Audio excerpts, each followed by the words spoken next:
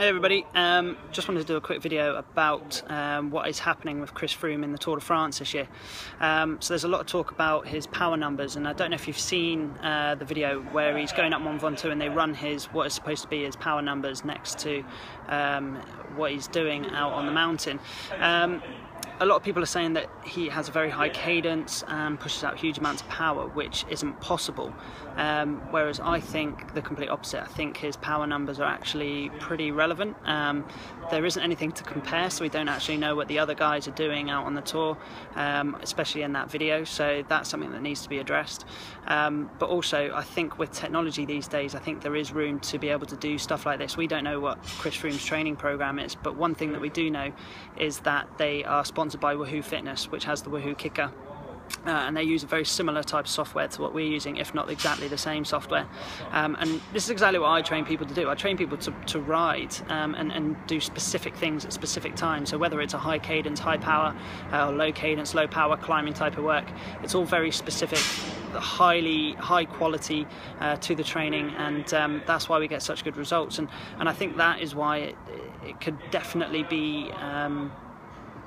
I don't think it's a freak that Chris Froome is doing these things. I truly believe that they are clean. I don't think Dave Brailsford is somebody that would stoop to doping. And so what I'm going to do is I'm going to do a little test. I'm going to show you guys with the system that we have here that we can develop people to ride at 7 watts per kilogram if that's something that they need to do out on the road.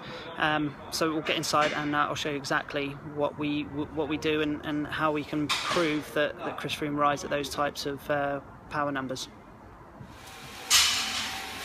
Okay, so we're just going to start with a nice progressive warm-up, just to get the legs moving. So I am doing this with tight legs. I've already done an hour session, so the reason behind that is to show, in terms of what Chris Froome was doing, he was already tired out on the mountain, so I wanted to kind of simulate those kinds of conditions. So it's just a nice progressive warm-up. We're just about to go into the actual 7 watts per kilos.